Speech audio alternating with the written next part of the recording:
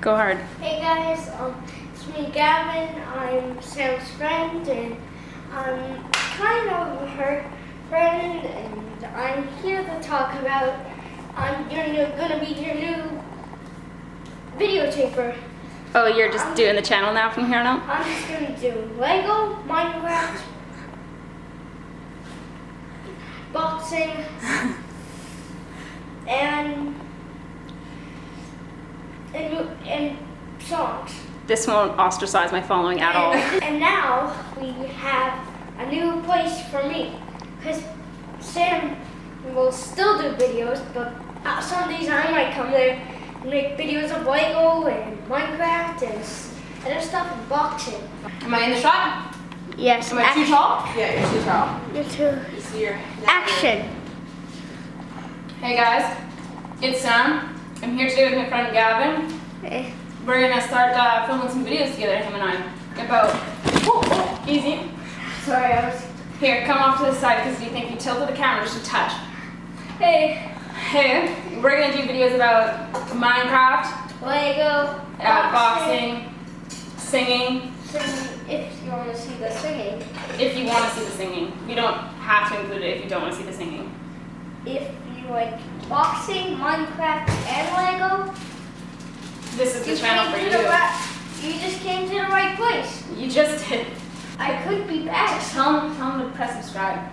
Press subscribe. There you have it. Hey you guys, so today Lana, you're embarrassing me in front of my friends. Hey you guys, so today I wanted to do an updated favorite brush video. I haven't done one in a while and my favorites have since changed. So let's jump into it. Also, I just want to let you guys know that Smith Brushes does have a sale going on for 20 days. I believe it's from August 1st to August 20th, where it's free shipping worldwide.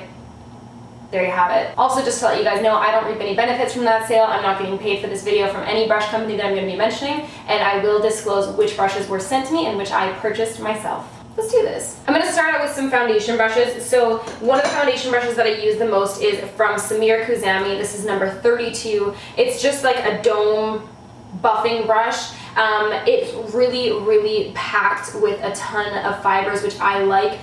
Basically, the more fibers that you have in a brush, the more flawless your foundation is going to be. If you have too few fibers in your brush, it will tend to be streaky and it won't apply as evenly, and you can't get as heavy as an application. This brush was sent to me. The next brush that I use for foundation is the Smith 115. It kind of looks like a tiny little blush brush, and actually is nice for that as well. Again, it's super dense, and the idea behind this one is to kind of apply it like a paintbrush and then turn it and buff it in. It works great. I do tend to use this with more liquidy foundations as opposed to creams. Sometimes with cream foundations, I do find that this applies a little bit too heavy for my liking. So when I'm using more kind of like watery, fluid-like foundations, I go for this one. This brush was given to me about a year ago at IMATS. One of the ladies named Nyla from Smith came up to me at IMATS and she gave me these brushes. She was like super lovely and pleasant, and I didn't use them for months. I'm like the definition of a hater when it comes to like certain products. I just am in my comfort zone, living my life, and I'm like, no to your brushes. Thank you though, but no. And I waited forever to use them, and then Dominique had said that she had used them and they were like phenomenal, and I was like, fine, I'm gonna do it. And I did, and I never looked back. The next brush is the Hakuhodo G5555 brush. I also use this for foundation. This is good for creams or liquids. It is so lovely. I just really like the shape of it. It's really good for blending and buffing in. Again, pretty densely packed.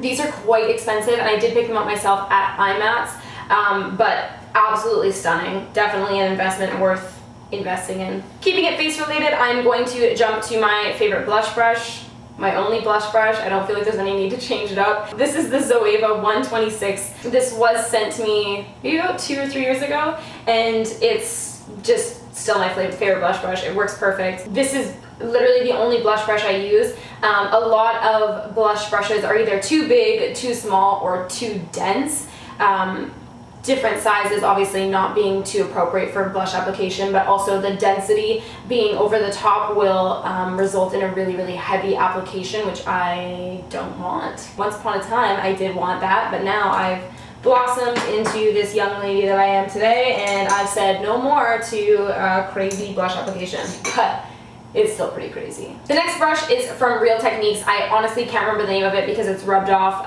but I will look it up and put it in the description below. Will I? Maybe. We'll see. But anyways, this is like a just like multi-purpose brush for me. I typically use it to set my eye primer, so I just grab a skin color eyeshadow and apply that all over my eye primer. But I've also used this for highlighter, blush, bronzer, like literally anything in a pinch. I will use this brush, so I always bring it with me traveling. I was sent this. I was sent it, but I definitely bought a couple of my own as well. There you go. The next brush is another Hakuhodo one. This is the B5521. It is so stunning. I use this for bronzer, and it's just the softest brush your hands will ever touch in your life.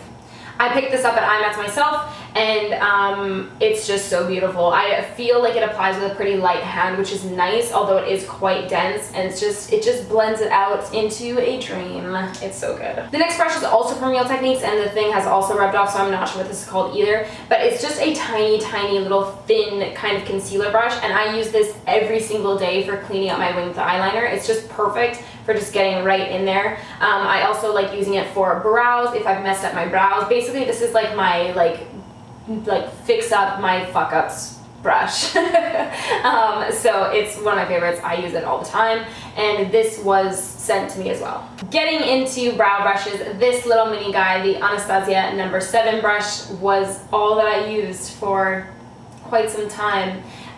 It's just such a good brush. It's super thin, so it's really good for things like dip brow and just creating like little hair-like strokes. The spoolie is amazing as well because it's not too big and bushy. I like that it's thinner and it's tapered. It's just like a good spoolie. I know that's something that people are like, who cares? But it does make a difference, trust me. It's so good. This was sent to me, but I would buy it a million times over because I got so much use out of this brush. It was only trumped by the new Smith 203 brush, which is a tiny little micro liner brush. I keep going like this as if you're gonna see it from this far away. It has really short bristles, which I like because I find that a lot of brow brushes tend to be really long and floppy, and then it ends up splaying the fibers, and you end up not getting the precise brows that you want. So this is so short and so tiny that it holds its shape really well, and it stays really thin and nice. It's so awesome. I love using this with dip brow and just like creating little hair-like strokes and then brushing through with the spoolie, that spoolie on that last brush. Yeah, it's amazing. This was sent to me. Getting into eyeliner brushes, I have the Smith 202, which is the tiny little precision eyeliner brush. This is just super small. Again, the fibers are smaller than most eyeliner brushes. I find the same thing with eyeliner brushes a lot of the time, that the fibers are too long, so it results in this kind of floppy brush where you don't have as much control and precision, and it does end up resulting in the fibers splaying. So this is a good one. I love this for getting right into my inner corner and just doing like any kind of like detail work and stuff like that. I also use this for my lip art and everything like that. Anything that's like precision, small little details, this brush. That was sent to me. Next, for my winged liner, I use the Smith 205. I use basically these brushes in conjunction with each other. I will use this for the actual wing part, so I'll just bring it up and then bring it right down, and it's big enough that it will kind of complete my wing in like one swoop, which is nice because I don't want to spend the whole time doing my wing with that tiny little brush trying to like fill it in. So I can just basically add the color of the wing on with this, and then I do go in with the detail brush to do the inner corner, smaller parts. But again, it's just super thin. It is a little bit shorter, you guys will notice, than a typical angle brush, which helps with all the things I've mentioned in the past. When I am doing my makeup looks, I typically tend to do any kind of like detail and crease work and all that kind of stuff with a smaller brush, and then I go to blend with a bigger brush afterwards. One of my favorite laid-on brushes is the MAC 239. Yeah, it's all worn off. I've had this brush for like 6 years. It just is the perfect laid-on brush. You know, I don't know. I do like it a lot, and I feel like it's kept its shape really well over the years. I'm not a fan of like a ton of MAC brushes, but this is one of those ones that's like staple, near and dear to my heart. It's just rounded, flat, and it's just really good for like packing on pigments and glitters and all that kind of stuff. So yeah, kept that. I bought that myself a long time ago. Next one, you guys are all very familiar with. This is the Real Techniques accent brush that I can never remember the name of. It's just a super small little guy, and it's quite fluffy, so I do like this for underneath the eye. I like it for going into the crease. I like it for blending out winged liner, like just literally so many different things. It's such a good little brush. I do like the fact that it's a little bit fluffier because it makes it really ideal for all those kinds of things. Whereas I have the next brush that I'm going to show you that's more like precise, and it wouldn't be as good for like buffing out, like smoking out liner and all those kind of things. So this is definitely a go-to for me. This was sent to me. Next one is the Hakuhodo secret brush. It doesn't have a number on it, but it's this tiny little, basically like almost like a MAC 239, but it's just super small and super precise, so it's really nice for getting in there and like creating those kind of like cut creases and all that kind of stuff. It's just super nice for that kind of thing. You could also use this underneath the eye, but I do prefer a little bit of a kind of like chubbier blending brush for that, and I bought that myself at IMATS. Next one I picked up at IMATS as well. This is the London Brush Company number 11, and it's just basically like a little pencil brush. It's awesome for creating like kind of cut creases as well, like actually adding the depth to them, and it's kind of just like a really good lay down brush for any kind of detail work that you might be doing. It's just a good brush. They're quite expensive as well, but so worth it. It works great. Next one is the Sigma E36. I know you guys have heard me talk about this a million times before. I really like using this almost as like a transition blending brush. I'll lay down my brush with a smaller, more detailed kind of like more dense brush to really get that color in, and then I'll use this because it's small and it's a little bit floppy, so it just blends really lightly. It doesn't make it too crazy. It doesn't blend it all over the place. It just blends basically right where you want it to blend. So I'll use that first to blend it out a little bit, and then I will go in with a larger blending brush to blend over top of that to make everything seamless. But this is just great for blending out details without blending them too much. If you're also going for kind of like a more heavy, less blended cut crease, or a shorter blend, like you know how sometimes people blend like all the way up to their lid, and then other times it's just this tiny little blend. It's great for stuff like that. So Sigma E36, this was sent to me. The next one is also Hakuhodo. I picked this up myself at IMATS. I'm not sure what the brush number is for this either because it's not on there, but it's just a tiny little pencil brush as well. Again, super great for any kind of like detail work that you might be doing. I love like really deepening my like smoky V with this, and also underneath the eyes. It's just great. I imagine this would be good for winged eyeliner as well, like blending out winged eyeliner, but I don't want to use it for that. It would hurt my soul. And last but not least, we are on to our blending brushes. First thing I want to show you, that was rude. I love living downtown. It's great. So this is the Sony Kashik 116 brush. This is a Dominique recommendation. It is so good. It's like a little dense, short, little fat guy, and it's just so great for blending out underneath the eye. Anywhere you need to blend, it's got you. I did pick this up myself, and I have like 6 of them. I really like it for like if you put like a gel liner down, or like NYX Black Bean or Milk or anything like that. I love like putting it down on the lid and using this to buff out the edges. It just works so well. I find that this doesn't leave any kind of like streaks or anything like that if you're buffing out gel liners that you're using as a base, whereas I find that a lot of other blending brushes tend to kind of make it streaky or it buffs out in patches. This just is like, whoop, no problem girl, I got you. So yeah, I use that all the time. So the next one that I have is the Smith 232, just like a classic blending brush, but so much better. It's tapered, so it kind of gets right into your crease really well. Now I find when I go to reach for other blending brushes, I just find that they're too rounded and they don't blend properly. Like it blends around the crease, but not into the crease, if that makes sense. So I do really like the fact that this is tapered. It just gets in there so good, blends them out really nicely. And I use this in conjunction with the Smith 230 brush. So typically I'll lay down my first color, like my kind of like mid-tone color, and then I'll go in with a slightly deeper color with the 230 brush, which is a slightly smaller version of the 232. So I use these two brushes in conjunction literally every single day of my life. This one first for the lighter color, this one for the second darkest color. Just go at it. So good. I like this one just because it's just a really good size for my eye shape. I just can get right into that kind of like outer V and crease, and it just blends out like a dream. These were sent to me. Next two are like virtually the exact same thing, but from Hakuhodo.